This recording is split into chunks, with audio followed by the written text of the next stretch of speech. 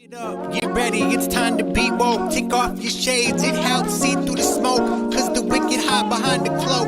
And if you stay in the mist, you gon' be soaked. So listen up, cause this hair of the dog. What's real, what ain't, is this the fog or smog? Cause there's a difference when you breathe it in. So don't let the corporate media take you for a spin. This that morning show, they put you in the know. So I hope that you ready, cause all we do is go, go, go. Yeah, come get your info, you gon' be like, whoa. Hair of the dog, we bout that, ayy. We in the zone, we out here, yeah. Spitting the facts. Good morning, everyone. Welcome to Hair of the Dog. I am Andy Kennedy. Please excuse the slight alteration of my cheek. I've had to deal with a misplaced pimple on my face my entire life that I have to be very careful while shaving, and running behind this morning I wasn't, and I'll probably have to skip next month's blood donation. We'll just put it that way. We have a great show for you today. It's Monday, and it's, we're all still here despite everything that's happening in the world. I really don't have that much more to say because I'm so annoyed, but so I'm going to introduce my co-host, Kerri Barber. Good morning, Kerri. Good morning, Andy. It's kind of a rough Monday. I'm sorry for that. It's okay. It's nice to see you're not profusely bleeding. It's at least one of us is. I am not. No. So I appreciate you being the professional, the consummate professional that you are, and just let's play through. You're fine. Everybody loves Andy more anyway, so all is forgiven. I am certain. But that's right. Everybody has to play hurt once in their career. Exactly. So today we've got kind of I liken this to more of a family conversation, because I know that most all of us are having to deal with this on some level, right? So the division is not necessarily political, but social. And through the course of the last 4 years or more, we've watched family and friends kind of out themselves with either overt racism or not being put off by it. Whether it was support for the current president or things that were going on, the effort to excuse it, not look at it, not want to talk about how these things come into place. That is condoning and complicit with white supremacy and racism. So what do we do about it, right? So all of us are affected on some level. So we're going to bring on a very lovely guest to help us with that conversation. But before we get into that, just wanted to make mention of, we've seen the headlines. Most of us have seen it. We have this inauguration coming. And really? When? Yeah. So the problem that we have now is we saw the Capitol riots, and we saw members of law enforcement who were either complicit or seemed to be aiding in it. And this has kind of been the trend throughout the presidency, where you have this divide. The divide was caused by misinformation and the whole Blue Lives Matter, trying to stomp on constitutionally protected rights, which is at the core of the Black Lives Matter protests, right? Due process and equal protection. So if you missed the report that I did last night on Kenosha, I just want to call your attention to it, and I put a link to it. And the reason why I felt this was important is, while I was focusing on Kenosha is an example of what is going on all across the country. So in this report, with the research that I did, and thank you to everyone who supported it and provided detail and their own perspectives on it, what I kept finding over and over again is the white supremacy and the corruption were all systemic pieces of and caused by a lack of oversight. And this was all across the board, from Chicago, Kenosha, Seattle, Portland, Louisville, Philly. All of these places, you had this rollback of accountability for the police force that created a space where the corruption would thrive, where white supremacy would thrive, and all of these things were happening. So when we're talking about reforming the police, whether you're full defund the police or other, we have to take a look at the district attorneys, and not just the district attorneys, the city managers, and all of these other people who are primarily in elected roles, who have been looking the other way, either for their own personal gain, for political reasons, or in some cases, they themselves are being intimidated through this. And this is what I saw in Wisconsin in particular, because I'm looking at the Attorney General, the highest law officer in the state, issue a report and a statement that completely contradicts what the district attorney says. So he all but said this is bullshit and we need to reform it, while the Kenosha County district attorney was saying, yeah, there's no problem here. So please go back and watch that report. And if you are an activist and active in trying to reform your own local government, you need to look kind of a broader perspective, not just the police chiefs and investigation. Look at the people who are shielding them from a legal standpoint. So just want to put that out there. And real quick, good morning to Mike and the Falcon General. Thank you so much for joining us. Falcon is on our YouTube channel and Mike is on Facebook. So if this is your first time tuning in, welcome. And we are an interactive program. We're live. So if you type something in the chat, particularly on our Facebook page, Digital Liberation Front Live, or on our YouTube channel, or even on our Twitter, we will see those comments and we want you to join the conversation. If you agree with us, don't agree with us, you want to push back, any of those things, feel free to do that. Hey, Dave, good morning. We're late, so thanks for joining us. I appreciate it. So right now I want to get to introducing our lovely guest. This is someone who's been on the program before, and we're so glad even after that experience, she was willing to come back. So I want to introduce you to a therapist and a lovely all-around person who deals in the mental health space. And she's got her own podcast, which we definitely want to promote here, and it's in the links. But good morning, Miss Dominique. How are you today? I'm really, really well. How are you? And thank you for having me, by the way. Oh, no problem. And of course, yes, Steve Dave, happy MLK Day to you. So it's very appropriate that we're having this particular discussion. So, yeah, Miss Dominique. So if you don't mind me saying, and you know, you can kick me after the program. What I've always been fascinated about with you, besides, you know, your take on things, is I know Dominique from an area that is, we call it a red area, but it's more than just red. This is an area where you have the driving while black areas that are known. It's more than just a little bit of racism.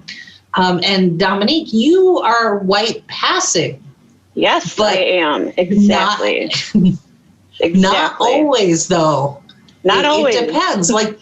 Yeah, and that's fine. Yeah. I'm not just anyone listening out there. I'm not trying to make it sound like I'm trying to pass, but sometimes I can, and that's my privilege. And I haven't earned that privilege, but I've been born with it.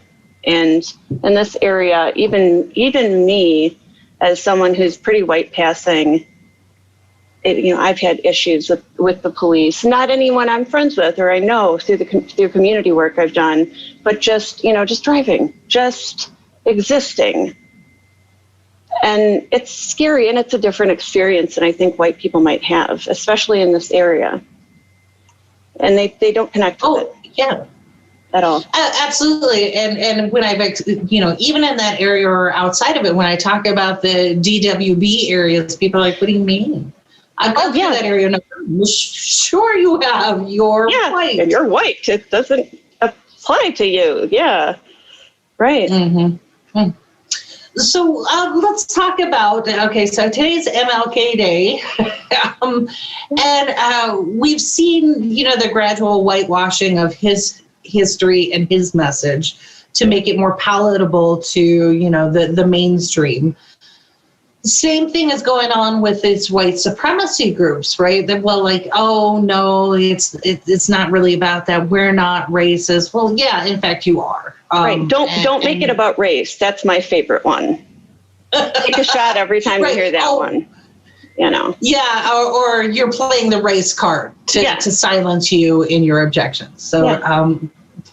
All right, so now let's get into what we've seen. We all saw the dog whistles and this continual gaslighting from this administration and members of Congress and even our local officials who kept saying, "Oh no, it's not this," but yet we are out here going, "I know what I saw," and here is the evidence of, like, with the entire summer of Black Lives Matter, and then.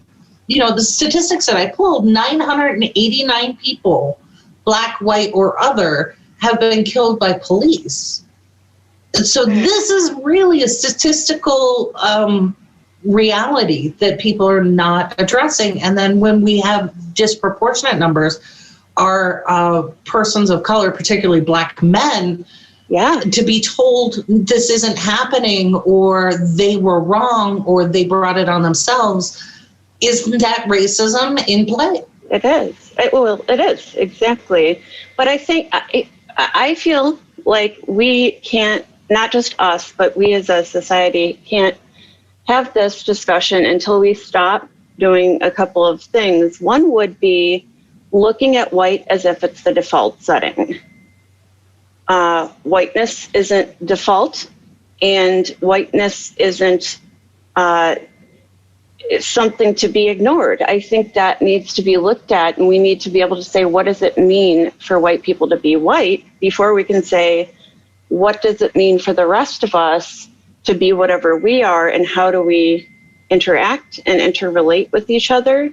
I tend to notice that, as someone who can see it from both sides, that my mixed ethnicity and mixed race family members, for instance, are very cognizant of all of these things, but my white family members, not at all. Total disconnect. Not to say they're bad people, they're lovely people. It's not what I'm saying. And that's not what I'm saying to any of you guys listening in. I'm not calling you bad people, you're good. That's why you're here.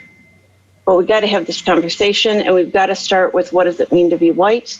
And with not looking at white as the default, and simply holding space for other people's lived experience. I think that really is important.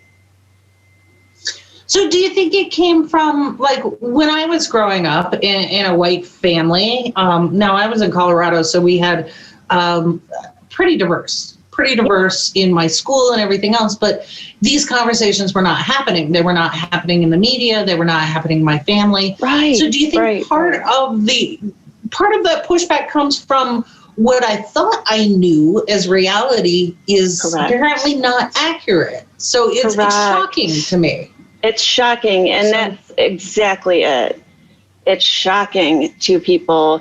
And then I think when they hear even just a person of color speaking about their experiences, it comes through as a challenge to them. And it's like, for instance, if I were talking about my experiences, I'm not challenging you. I'm just telling you what my experiences are. And, why can't we have that conversation without it feeling like a challenge to people who are not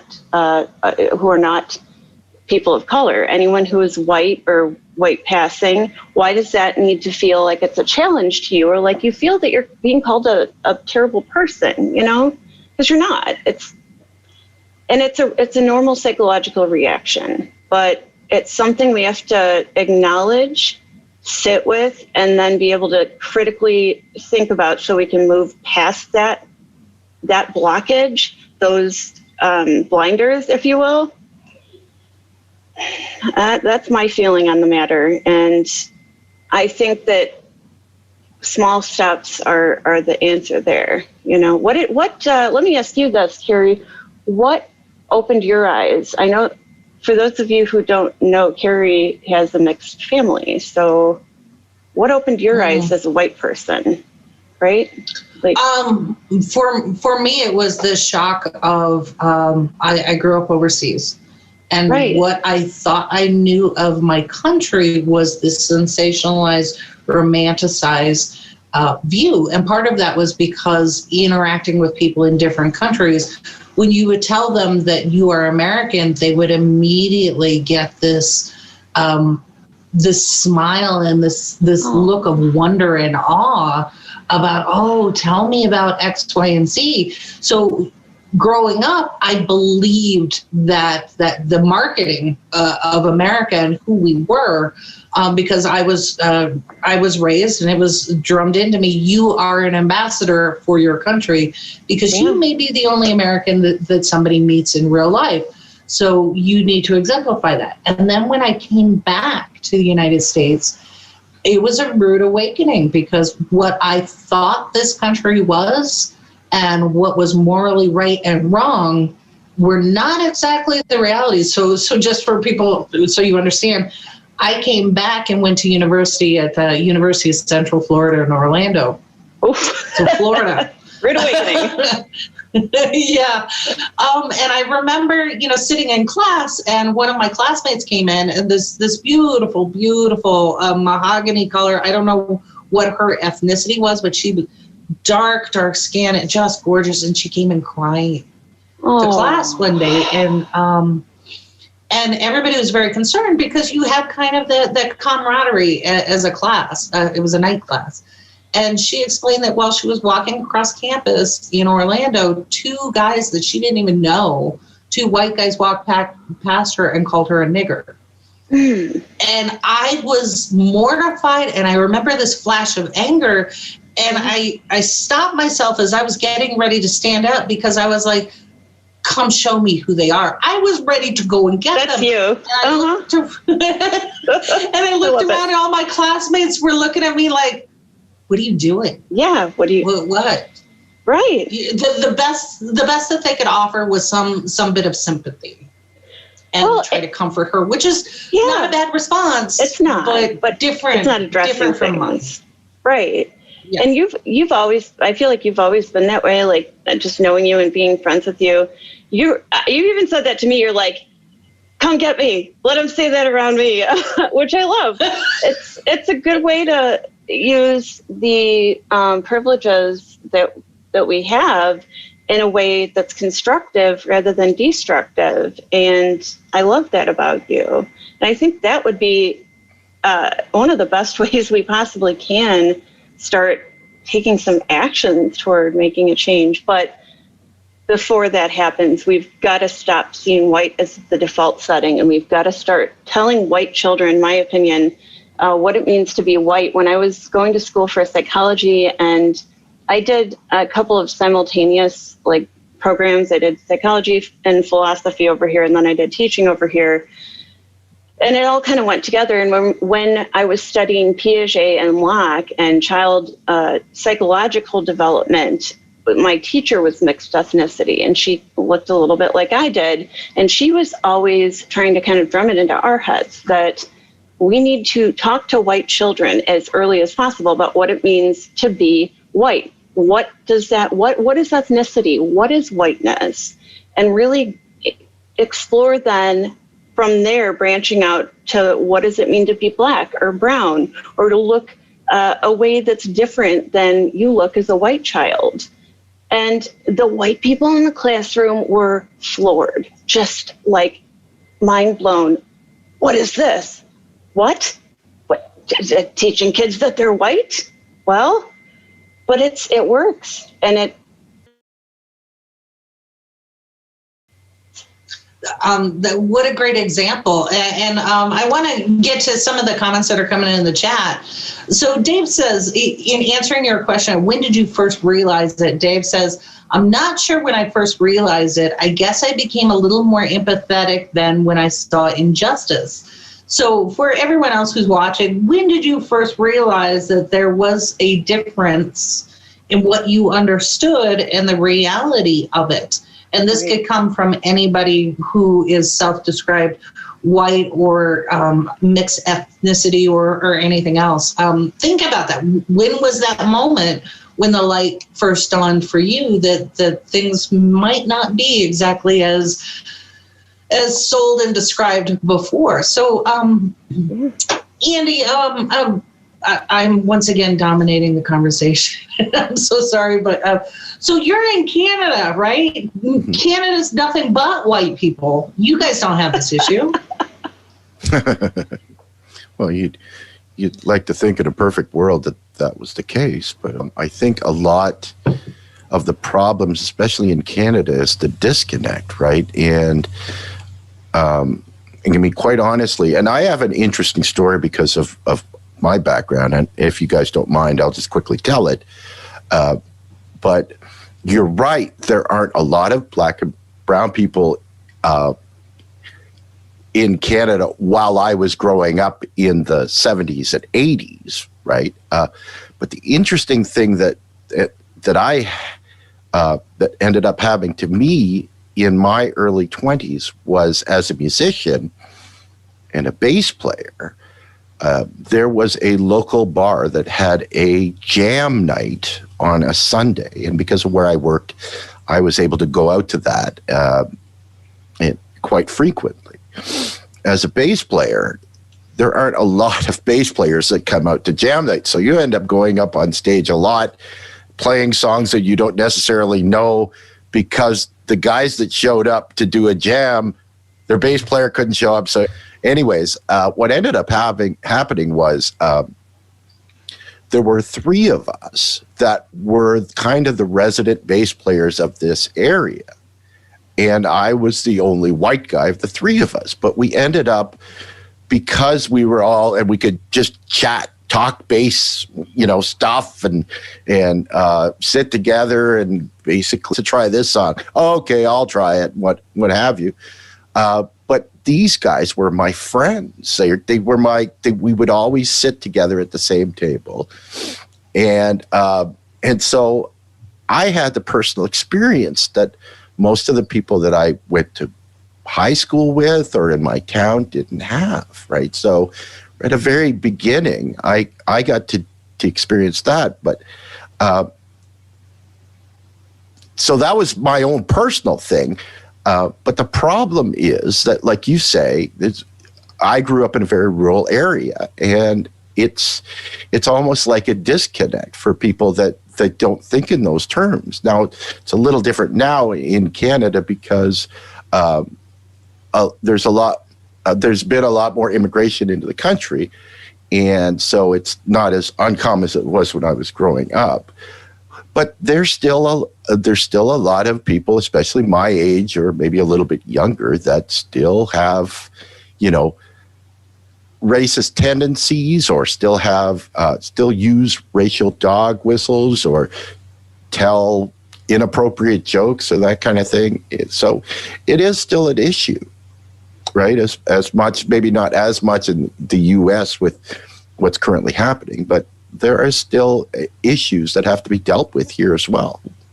So, Andy, in Canada, do you feel that social media has advanced this conversation like it has in the U.S.? I think that's generational. I think that the example that I like to use, right? If you ask somebody my age, right? I'm in my mid-50s, let's say about gay marriage, right?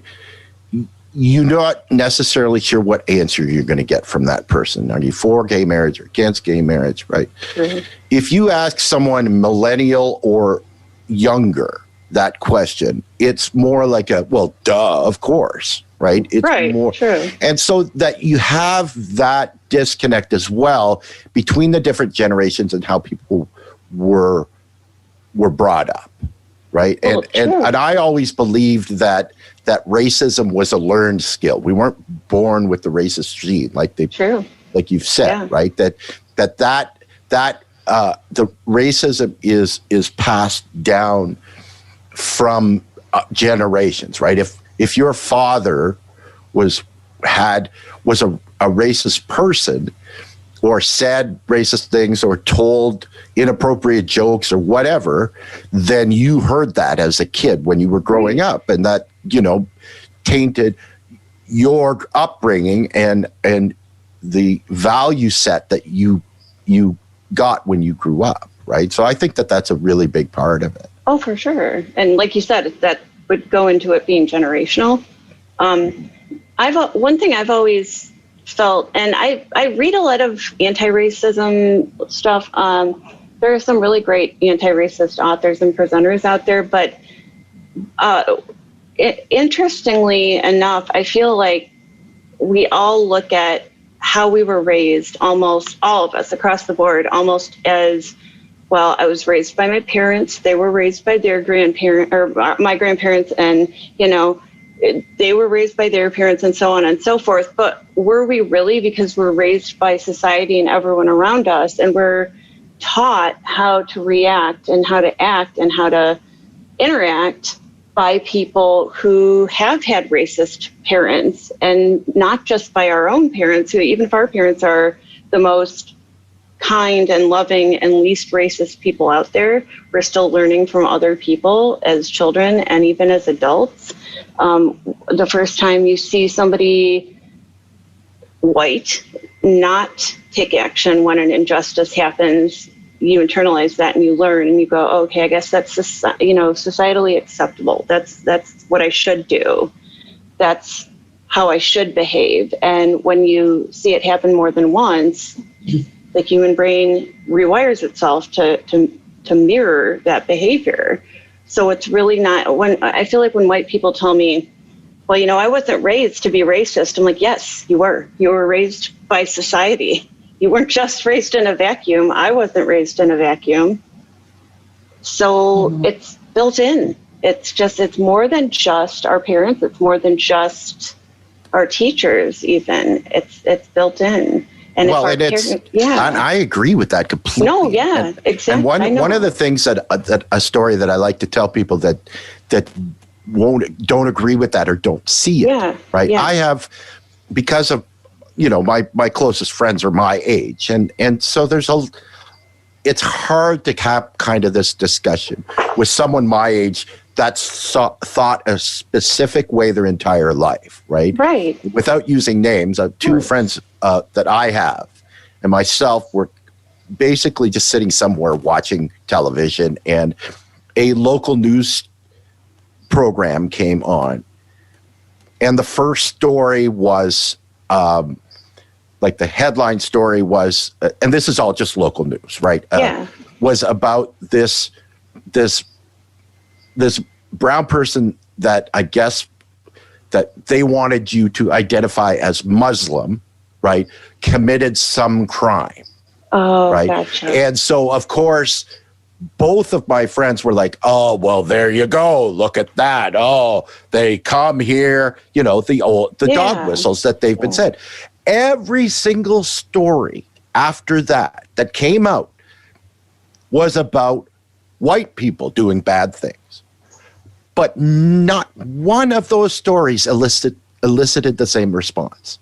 Right. And there were maybe another 20 of those stories that came out. But because the local news led with this Muslim person that, that's in the country trying to steal your job, right? Or whatever, right?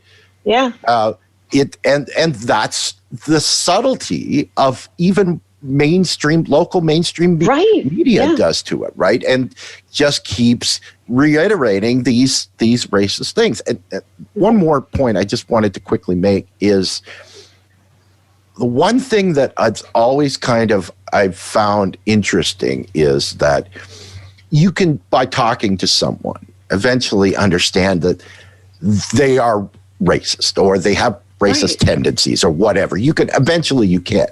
But the one thing that nobody will ever admit is that they're racist, right? That's racist. No, it isn't. I'm not a racist. Well, if you're doing this and all of these people are saying these things, they won't admit they're racist. So obviously they know that it's wrong. Exactly. Yeah. Right. And so why are people saying these things? Why are people, allowing themselves to be co-opted by society, by our media, by television shows, Right.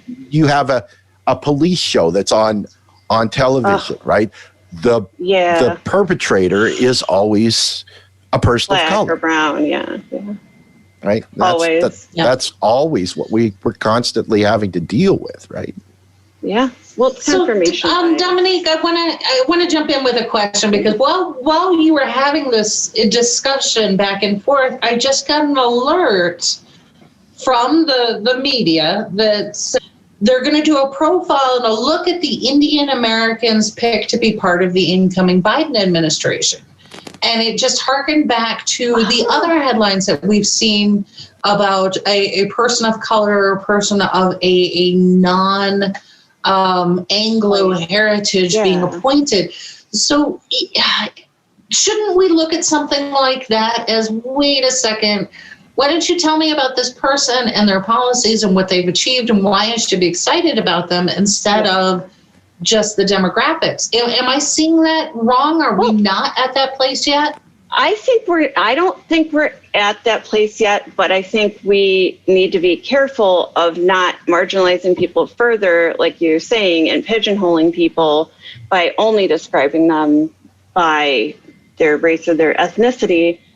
But I also think at this point, we still aren't, my feeling is we're still not quite there yet, but it's an important part of our identity. Whatever any of our ethnicities or races or backgrounds are, it's part of our identity. And I guess, and this is not what I'm trying to say that you're trying to say at all, but one thing I hear from people is, well, I don't care if you're black, brown, purple, green, or Martian. I don't care. I love you anyway. And I'm like, wait, that kind of sounds like you're telling me that mixed ethnicity people are like Martians, and that doesn't quite feel right. So could you not compare me to a Martian, please? And thank you. But it's exoticizing, us to be like, oh, you've got this weird thing about you and it's really out there, but I love you despite that. And to me, I think that society as a whole has to discuss what it actually means to be black or brown or native a lot more before we can get past that, right? Using that as a descriptor. But I also think you're completely right that if we do stories like that, we'd better damn well talk about their legislative achievements and not just about their ethnicity, because that's going to turn people off further to just have them be talked about in terms of what their ethnicity is. So let's jump ahead a little bit in the conversation. And good morning, Devil's Advocate, who's joining this morning. Today of all days on MLK Day. This is why we're having the conversation, because we know that these folks, these white supremacists, are going to be out on a day like today, especially leading up to the inauguration tomorrow. And Mike brought up something that struck me. He says, going back to the original question about when did it hit home for you, and he talks about skinheads, literal skinheads in his white suburban high school. And he says, nobody but me and my friends appeared to care.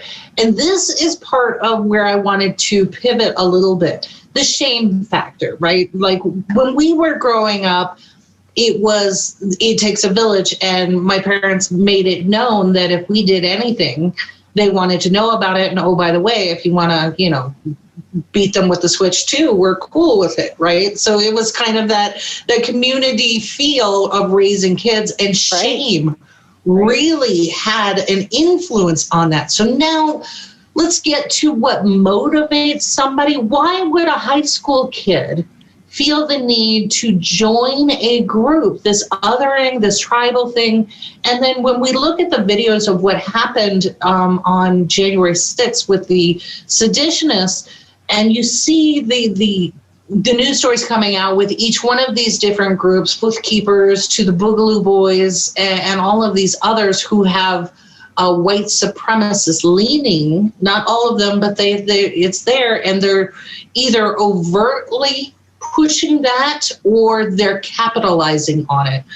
Where does this come from? What would motivate somebody to hate their neighbor based on either misunderstandings or, all of this? Where does it come from? It's got to be taught, right? Yeah, it does. You're right. It does. It's taught. And like I mentioned earlier, I think it's taught by society and by everyone around us. And I'm not saying that people are purposely going out of their way to, raise racists. But if you're not purposely going out of your way to raise anti-racists, you're going to be raising racists by default. It just is what it is. And it's not, I don't say that in a way that is judgmental. I say that in a way that hopefully reflects that it is a reality and we need to deal with it, rather than ascribing any kind of, judgment about it. It just is. You're allowing society to give them their set of values and to instilling your own set of values. Yes, and by doing that and acting like that's just, we'll just go with the default setting. We're not going to address this. You are actively raising a racist, and it doesn't mean you're a bad person. It means you were probably raised that way. You're probably doing your best. You're a good person. But it's that ingrained in us. And what you were talking about, Kerri, just now, as far as how does, let's say, a high schooler or somebody who is just coming of age and just finding out a bit more about who they are as their brain continues to develop, how do they get into an organization like the ones you mentioned? Well, I think the first thing that attracts anyone to any organization or cult, by the way, is the feeling that you are understood and that you're unique, but that you also fit in. Your uniqueness is just like our uniqueness. Come with us. You fit in with us. And just giving somebody who is already feeling like an outsider and already not so sure about life and questioning things and learning and growing, giving them that sense of solidarity and fitting in and structure is really powerful. And then when they've pulled you in, that's when they roll out by the way, there's this super galactic overlord called Xenu type thing, where with the racists and the white nationalists, it's going to be more like, by the way, don't you kind of not really like those black people and those Jews and those gay people? And like, they're kind of the cause of all of our problems. So it develops from a place of wanting to fit in and wanting to be seen and heard. And then it goes to, bonding over hate, really. But once people have been pulled into a group of any kind, a white nationalist group of any kind, or a racist group of any kind, those bonds have been formed. And so they're less likely to critically think about it and go, oh, you know what? I like the camaraderie, but I'm not liking what they're saying here. I don't agree with this. They're less likely to do that because they fit in and they like these people and they feel indebted to these people. And then there is a secondary factor, which is kids at that age like to hold positions, logically or intellectually speaking, that are edgy. So that's edgy. And then you've got to be able to sort out which ones are doing it for the lulz and which ones are actually kind of really falling into that lifestyle, who might not see how ridiculous it is in a couple of years, and who might not get out of it, and who might just fall further and further and further into this. Does that make sense? No, it absolutely does, because I've had these conversations with some of my own family members who have crossed over into what is appropriate, from questioning differences to outright making assertions that are absolutely racist and false. And I think for me, what I keep seeing is this level of insecurity that motivated them also now keeps them there, because I can see where the realization has hit them about their behavior and their words. But then you're right, if they do start to make a change, it is now personally painful, because they're thinking, well, I have to separate from these relationships that I have enjoyed that are maybe negative. And I can't. And why should I have to? And why should I have to? Not just why should I have to, but now looking at it from the inside and going, well, people are judging me. People shouldn't be judging me for this, And I think when we do that, we miss the point. It's not about what kind of a person you are or aren't. It's about being honest with yourself and making tough choices. And if you haven't been forced to make choices like that and sit with your discomfort, it's going to be a problem. If this is like your first major crossroads, like you said, this is going to be an issue. And white people do tend to get into their 40s and 50s and 60s without having had to make decisions like that in their lives before. So it's jarring. And then, they feel personally, if somebody mentions something, they feel personally judged. And that's really not, that's not the issue. It's not.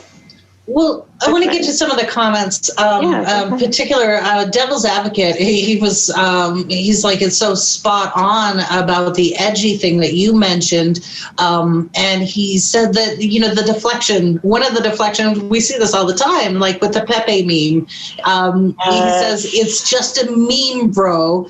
Is usually what they hide behind. Like, why are you getting so upset? It's just a meme. You're the one who's being ridiculous. And then Mike.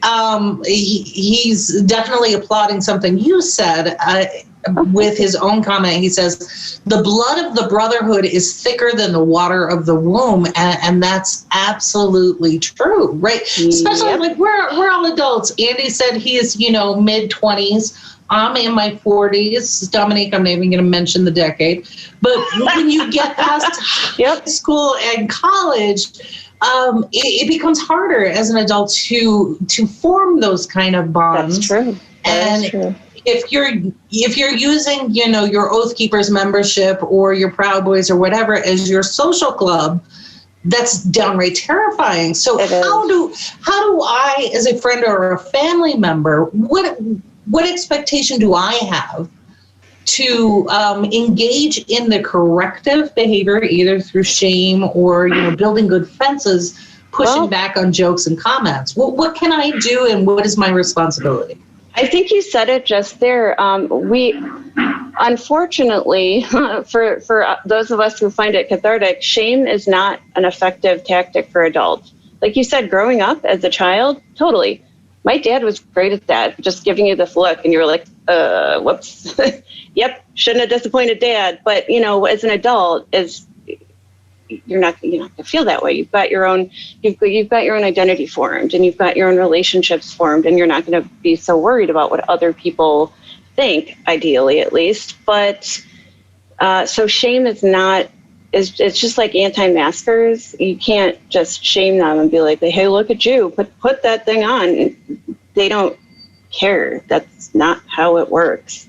But building bridges and building fences and just making sure that you're able to keep your boundaries strong. Like if you witness something that seems overtly racist, you say something, and you use the right terminology too. You're not saying that you have to coddle people or allow them to dictate how you're going to act, but definitely using what I would call tactical empathy and using the right words and trying to identify with what they're going through, I think is the first step. When I hear something inappropriate, I try to distance myself from it emotionally and just kind of say, like, I wonder why you felt the need to say that just now. Can we talk about that? Why did you feel comfortable saying that just now in front of me? Or why did you feel the need to say that just now? Well, what did you exactly mean by that? So just being credulous and asking them questions and getting to know where they're coming from is really huge. And you're going to encounter people who are absolutely not interested in listening or having a constructive dialogue. But at the very least, you're talking to their audience. You're talking to people around them that are going to get it and are going to start thinking about it.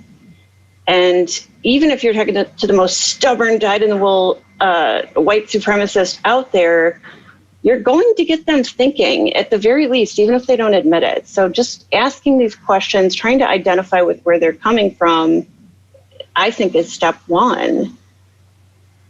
Okay, Yeah, so that makes more sense because, go ahead, Andy. Sorry. I just wanted to say that I think that people in those situations, they know how to preach their own viewpoints, but they don't know how to listen, right? They don't know how to hear the person properly in a way that's constructive, right? Like I've always said that a typical Twitter debate is, you're stupid. No, you're stupid. No, you're stupid. No, you're stupid. Right. And that's stupid. No, you're stupid. Right. And that gets nowhere. That just leads people to putting up these walls.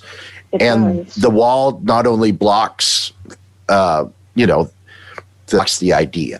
Right. And so you can't have a constructive criticism if people are being insulting and raising their voices and having arguments. That's never, ever have a discussion, right? And it's easy. And you want to say to someone that you would like to talk and give your viewpoints, and perhaps you can tell them why you don't agree with them, is to say, look, why do you feel this way? Yeah. Right? And can you explain what you meant by that? Instead of just saying it or yelling it at me and calling me an idiot, what made you think that was the case? And we may agree to disagree, but at least you and I are exchanging ideas instead of just insulting one another, right? Yes, and trying to understand, getting into somebody else's shoes for a minute, I think is really important. Even if we're talking about white supremacists, interestingly enough, I hear a lot of my white friends and family going, well, I don't need to understand where they're coming from. It's like, that is your privilege talking. I literally do need to understand where they're coming from so that I can continue to survive and be safe. So maybe you could get on board, white people, and help me with that, because we all need to understand where they're coming from real quick, or we're going to have some issues here.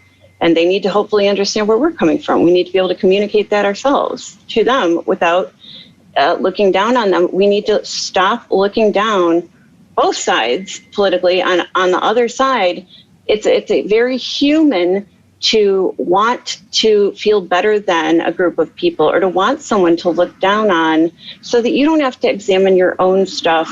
And both liberals and conservatives are guilty of that, and we need to stop doing that real quick. It's not constructive. We've all heard, divide and conquer. That's a very common statement. Right. But people don't realize that that's been, part of the American propaganda machine for the last 5 or 6 decades, right? Yeah. And people don't know how to see that, right? I had a conversation with a very good friend of mine in the summer, and we were talking about, a situation that occurred where somebody that we knew made a racist comment, was called out on it, and was aghast that, how dare somebody call me that? I'm the farthest thing from a... Well, what you just said, it can easily be construed as racist, right? And the conversation ended up going to the point where, and this was my friend that I was talking to, that thought more along the lines that I did about racism and how it was going. And the point that my friend made was, well, they do commit most of the crime. And I said, well, the statement that you just made, right? You have to ask yourself why that is, right? And where that comes from, and who keeps telling you that. Yes, right? Exactly. And a lot of people, they want to, but it's like when Kerri and I try to talk about MMT and how macroeconomics works, well, they've all their lifetime they've heard things one way. Yeah, that's and true. We're trying to tell them something different. So, but we've got to fight all of those years that they heard the other thing, right? Mm-hmm. So you've got people that generally live in echo chambers that have learned from their family members as they were growing up that Black and brown people want to steal your jobs, or they commit all the crimes, or they're bad, or they're not as smart as you, or they're trying to steal your stuff, or whatever. Right. When you have a conversation with those people, they've heard those things their whole lives. And I think that's what is the challenge is to get people to think critically about why have I heard those things my whole life, and how is it possible that you can change? Right. And I think the only way, that's a really great point. The only way you can get at that is to go to kind of deviate around that and get to the underlying issue, which is, why does this feel okay to you? And when they start questioning that, they're more likely to find out via their own inquiry into their past and into why they feel this way and why they feel this is okay to exhibit, and that they're going to discover on their own. Oh my God, I was raised this way. This is my learned reaction. This is how I learned to be as a person. So me telling you that, your defense mechanisms are going to be on high. You're not going to hear it. But if you get them questioning it and thinking critically on their own, and they come to that conclusion, they're going to have that wow moment. And that's how you get somebody out of a group like the Boogaloo Boys or whatever kind of group they might be in, whatever kind of a mindset they might be in. So, Dominique, there a point came through YouTube that I want to get to, because this is kind of my own little personal pet peeve. Yeah, you're in a rainbow. How did that happen? You look like a butterfly right now. You do. Do I? You're in a rainbow. You do. Oh. You're like Glinda, the good witch from the north. Oh yeah, you are. I think my camera just freaked. So aside from the ethereal view that I have going on right now, which is a technical glitch, the point I want to get to, and Devil's Advocate brings this up, and for those who don't know, Devil's Advocate is one of our he's one of our partner affiliates, but he's on the right. He was a former Trump supporter, and he brings up a really good point, and this has been my personal pet peeve. When you have the white savior complex, particularly on the left, I've seen this more often than not, where you have the white advocate, the white activist who makes a statement that we are going to create space for our persons of color, like it's my space and I own it, and I am graciously giving it to you. Exactly. And I had to explain this comment to this whole concept of the white savior to someone who is not from the United States, who came here, was like, what is going on? I said, well, that's a form of racism and dominance, where it is my choice, and you should be grateful to me for giving you a place to speak.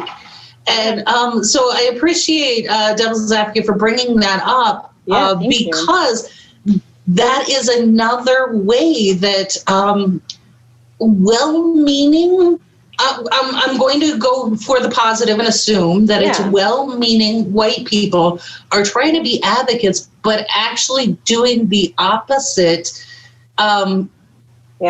It's a mistake to think that we are creating the space for you, Dominique, to have your point. No, you have agency. Kerri.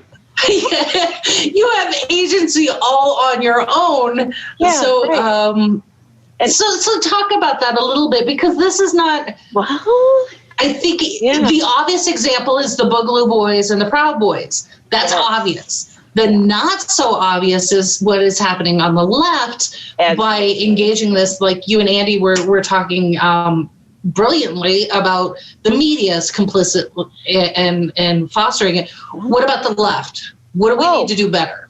I jokingly please don't send me hate, but I jokingly call this white liberal disease. So it's an affliction that affects white liberals in large numbers. And as far as I'm aware, there isn't any medical treatment for it. Darn the luck.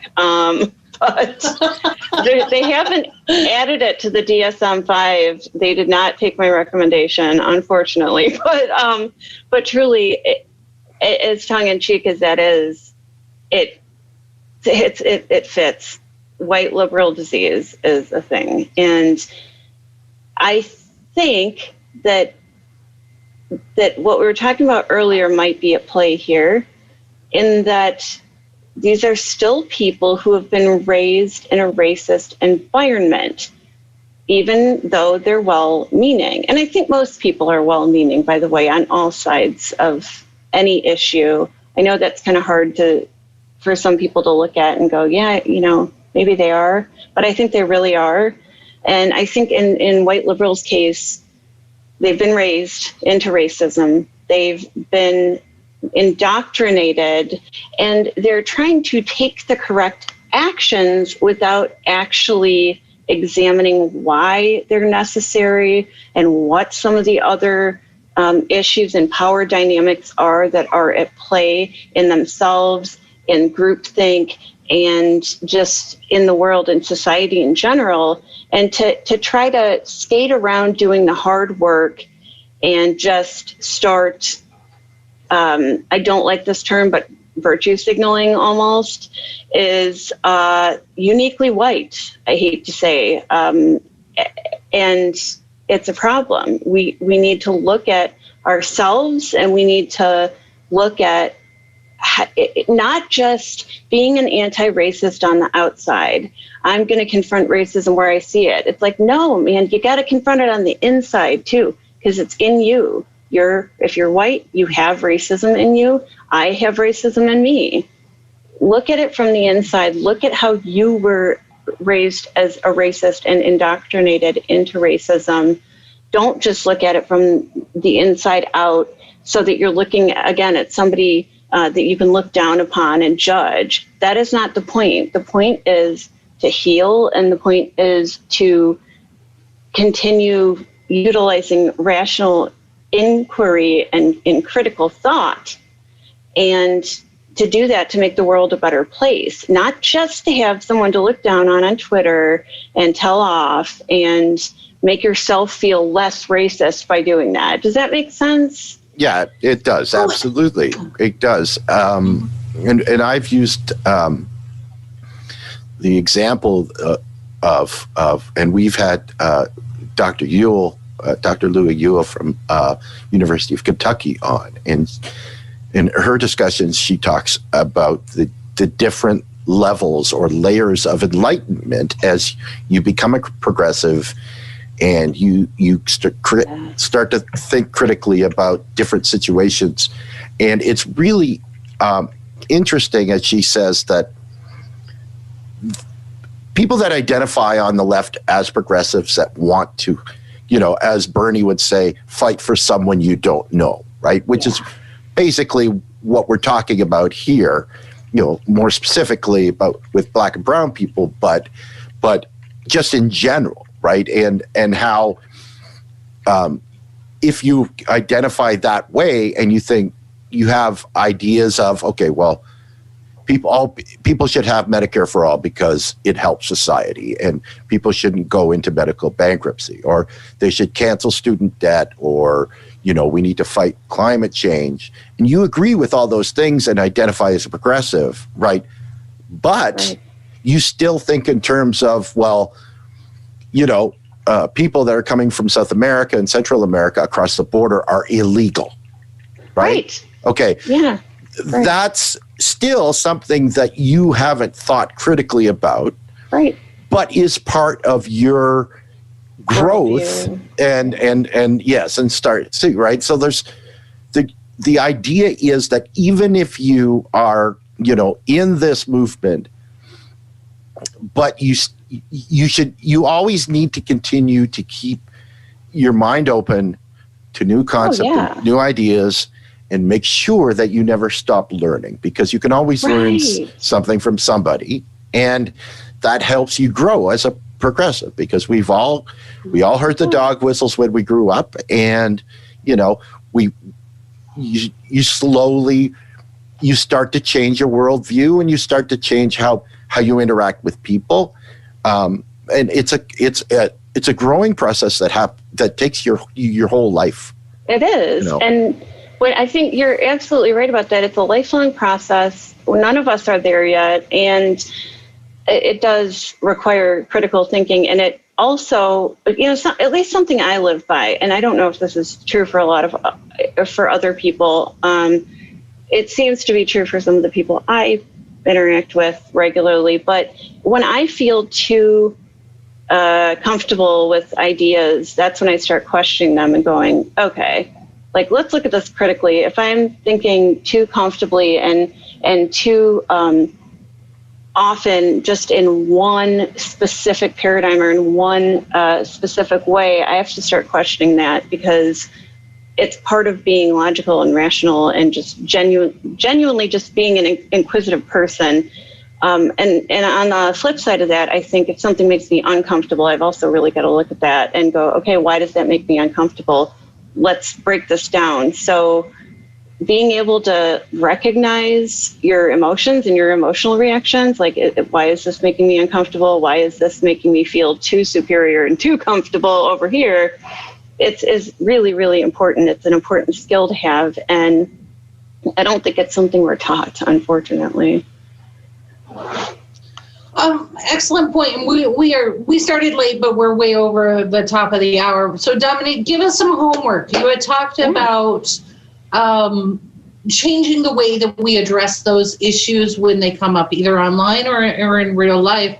Maybe changing the words that we use to call attention to it, but not necessarily cause an argument or provoke an argument. So take us through that one more time. Yeah, right. So take us through it, and what should we be doing? And maybe for the next week, we can start with ourselves. I like that. Thank you. I would say that the best thing we can do is, like I just said, ask yourself internally, what makes me say this? What makes me feel this way? What makes me feel super comfortable about this idea, and then super uncomfortable about that idea? And then think about what other people might be feeling and what might be motivating other people. When you see or hear someone say or do something that feels racist, look at not just, oh, what an idiot, I better call that person out so I can feel superior, but look at what may make them feel the way that they feel, and then ask them about it. I'm a big proponent of just asking people things and just confronting things in a very straightforward way. Like, what makes you feel that way? What makes you feel that was something you should have done or said? It seems like you felt motivated to do or say thing A or thing B. I don't know any good examples off the top of my head. Maybe telling an inappropriate joke or something like that, if you want to start small. Okay, I hear what you're saying. What makes you feel that was something, A, that you should say, and B, that you could say? What makes you feel that way? I want to understand that. And just asking people questions up front about where they're coming from is really important. And then trying to actually put yourself in their shoes and go, you know what? I guess if I were them, I probably would have said that too. Just let them tell their story. People are much more open to listening after you've allowed them to tell their story. So listen to someone else's story. Of course, I just want to preface that, I guess, or add a caveat by saying, if somebody is attacking you or making you feel unsafe, don't sit there and listen to their story. Other than that, listen to their story, ask them questions, be inquisitive. What I call it is the 3 Ps, polite, positive, persistent. So you're being respectful, you're being positive, and you're also being extremely persistent. You're not going to let this lie, and you're not going to let it go until you understand it and until you've had a constructive dialogue. That's the kind of person I am. Maybe I'm obsessively outgoing and positive and like, oh, we're figuring this out, sir, sit down. But I think that's a good way to be. So that's your homework. No, awesome. This is wonderful advice. So you have your own podcast and information that people can tune into. So how do they follow you and get more of this really good advice, sage wisdom? Thank you. I hope that there is some sage wisdom in amongst all of the ADHD that comes out of my mouth. So they can follow me at Dominique Does Life or on our Dominique Does Life True Crime podcast, First Question. And you can follow us wherever you listen to your podcasts. Apple, follow us on Facebook and Twitter. Apple, Spotify, iHeartRadio, Spreaker, just look up Dominique Does Life and First Question, and there we will be. Awesome. This is wonderful. And we did post a link in our collection of links for today, so people can just click on that and subscribe and follow you. So thank you so much, Dominique, for joining us this morning.